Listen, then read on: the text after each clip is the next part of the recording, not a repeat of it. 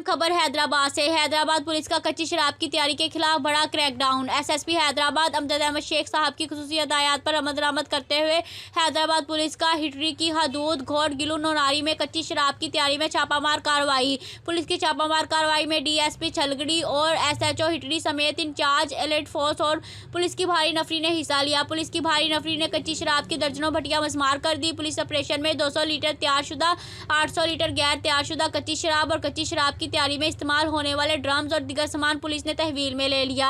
Police की छापामार कार्रवाई में 5 मुलजिमान फरार होने में कामयाब हो गए, जबकि एक खतून मुलजिमा फरजाना नूनारी को गिरफ्तार कर लिया गया। हमायती न्यूज़ से फेम अहमद राई की रिपोर्ट। मजीद खबरों के लिए देखते रहें हमायती न्यूज़ HD।